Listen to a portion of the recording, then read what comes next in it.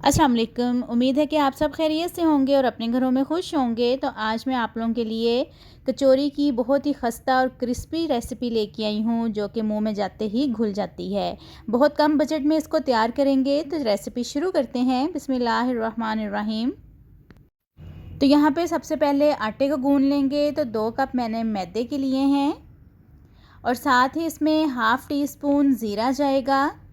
Half tea spoon ही नमक का है, लेकिन नमक आप अपने टेस्ट के मुताबिक कम ज़्यादा कर सकते हैं।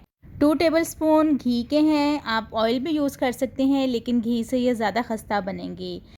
तो पहले इसी तरह ड्राई आटे को ही मिक्स कर लेंगे, ताकि इसके अंदर जो घी है वो अच्छी तरह से एब्ज़ॉर्ब हो जाए। और इसकी एक मुट्ठी बना के देख लेंगे कि अगर मुट्ठी बनती है तो ये ठीक है। अब इसके अंदर थोड़ा थोड़ा सा पानी डाल के इसको गूंद लेंगे। एकदम से पानी नहीं डालना है, क्योंकि हमने जो इसकी डो है वो थोड़ी सख्त तैयार करनी है, लेकिन बहुत ज़्यादा सख्त इसको नहीं गूंदना है। तो बस थोड़ा थोड़ा पानी डालेंगे और इसको गूंदते जाएंगे। तो इसमें मैं और पानी अब ऐड नहीं करूँगी, इसी तरह ही इसको मैं 8 से 10 मिनट तक गूंद लूँगी। तो बस अब इसको 15 से 20 मिनट का रेस्ट देंगे और नेक्स्ट स्टेप की तरफ चलते हैं। पैन में 3 टेबलस्पून ऑयल के डालेंगे और इसमें 1 टीस्पून लहसुन अदरक का पेस्ट डाल के इसको 1 मिनट के लिए फ्राई कर लेंगे। अब इसमें 1 कप चिकन का कीमा शामिल करेंगे और इसको कलर चेंज होने तक भून लेंगे। अगर आप बीफ या मटन का कीमा यूज़ करते हैं तो फिर इसमें 1 कप पानी का डाल के उसको पहले अच्छी तरह से गला लें। कीमे का कलर चेंज हो गया है। अब इसमें 1 टेबलस्पून हॉट सॉस, 2 टेबलस्पून सिरका और 1 टेबलस्पून सोया सॉस डाल के पका लेंगे। कुछ स्पाइसेस ऐड करेंगे। हाफ़ टी स्पून हल्दी है और हाफ़ टी स्पून इसमें नमक का मैंने शामिल किया है। हाफ़ टी स्पून ही कुटी हुई लाल मिर्च है। रेड चिली पाउडर भी यूज़ कर सकते हैं। हाफ़ टी स्पून पिसी हुई काली मिर्च है। 1 टीस्पून ज़ीरा है। ज़ीरा हम लोगों ने पहले आटा गूंथते हुए भी डाला है। 1 टीस्पून चाट मसाला है और इसमें 1 टीस्पून मैंने चिकन टिक्का मसाला ऐड किया है, लेकिन ये टोटली ऑप्शनल है। अगर आप ये चिकन टिक्का मसाला ऐड करना चाहते हैं तो डाल दें, वरना स्किप कर दें। 1 टीस्पून पिसा हुआ सूखा धनिया है। तो अब इसको 4 से 5 मिनट के लिए अच्छी तरह से भून लेंगे। अब इस टाइम पे आके इसमें 1 अदद प्याज ऐड करेंगे, जिसको मैंने बारीक कट कर लिया है और साथ ही इसमें मैं एक सब्ज़ मिर्च जो है वो बारीक काट के डालूँगी। बहुत ज़्यादा मैं इसको स्पाइसी नहीं बना रही हूँ, लेकिन अगर आपने इसको स्पाइसी बनाना है तो आप इसमें फिर सब्ज़ मिर्चें ज़्यादा भी ऐड कर सकते हैं। कवर करके 5 मिनट तक पकने देंगे। 5 मिनट हो गए हैं इसको पकते हुए। फ्लेम इसका ऑफ़ कर देंगे। कीमा हमारा तैयार हो चुका है और अब इसके अंदर धनिया और पुदीना ऐड करेंगे। पुदीना लाजमी आप लोग भी ऐड करिएगा, इससे खुशबू और टेस्ट बहुत ही अच्छा आता है। आटा जो हमने गूंद के रखा हुआ था, इसको आप कट कर लेंगे और इसके 4 पेड़े बना लेंगे।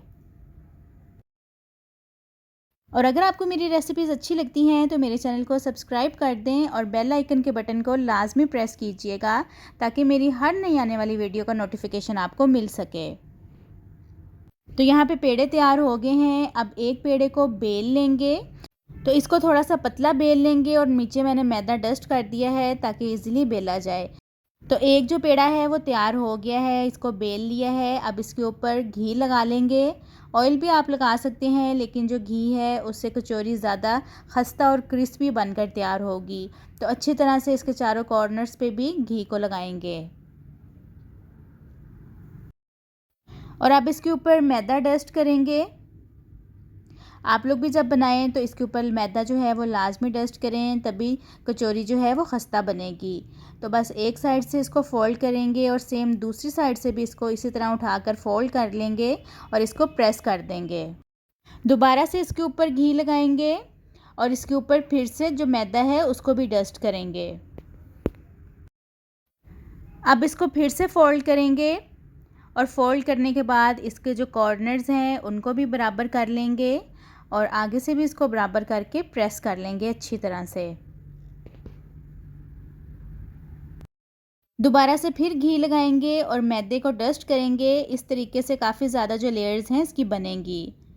और अब इसको फ़ोल्ड करेंगे और अपनी तरफ खींच के इसको फ़ोल्ड करते जाएंगे और इसकी जो साइड्स हैं उसको अंदर की तरफ प्रेस करेंगे।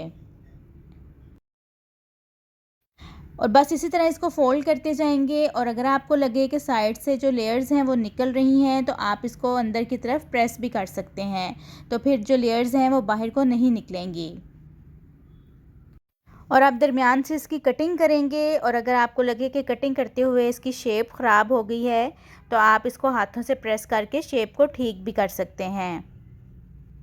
अगर थोड़ा सा आहिस्ता आहिस्ता इसको कट करेंगे और थोड़ा एहतियात के साथ करेंगे तो फिर शेप बिल्कुल भी ख़राब नहीं होती है। तो देखें इसकी कितनी ज़्यादा लेयर्स तैयार हुई हैं। एक पेड़ा मैंने आपको बना के दिखा दिया है और जो बाकी के पेड़े हैं वो भी सेम इसी तरीके से तैयार कर लेंगे। तो सारे पेड़े मैंने तैयार कर लिए हैं। अब नेक्स्ट स्टेप की तरफ चलते हैं।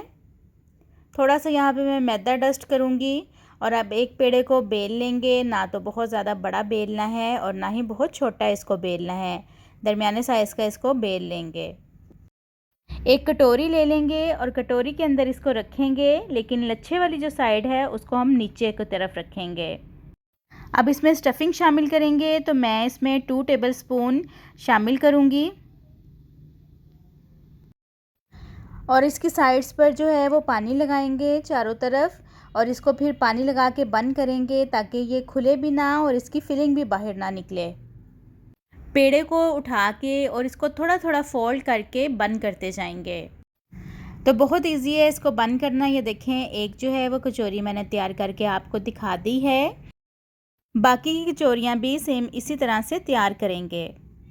सारी जो कचौरियाँ हैं वो बन गई हैं। आप इस टाइम पे आके इनको फ्रीज़ भी कर सकते हैं, लेकिन इनको इकट्ठा आपने रख के फ्रीज़ नहीं करना है, थोड़ी स्पेस दे के आपने इनको फ्रीज़ करना है ताकि इनको निकालने में आसानी रहे। अब इनको फ्राई करेंगे। तो ऑयल को मैंने लो फ्लेम पे गरम कर लिया है और इसको अब लो फ्लेम पे ही 20 मिनट तक फ्राई करेंगे। अगर ऑयल ज़्यादा तेज़ गरम होगा और फ्लेम हाई होगा तो अंदर से कचौरियाँ कच्ची रह जाएंगी और ऊपर से जल जाएंगी। इनकी अब साइड चेंज करेंगे। हल्का हल्का सा जो कलर है वो इन पे आना शुरू हो गया है और दूसरी तरफ से भी बस अब इनको कलर आने देंगे। एक अच्छा सा गोल्डन ब्राउन कलर आने तक इनको फ्राई करेंगे। तो ये देखें कितना अच्छा सा इन पर कलर आ गया है। अब इसकी दोबारा से साइड चेंज करेंगे और दूसरी तरफ से भी इसको फ्राई कर लेंगे। कचौरियाँ फ्राई हो गई हैं, इनको निकालते हैं और बाकी की भी सेम इसी तरीके से फ्राई करते हैं।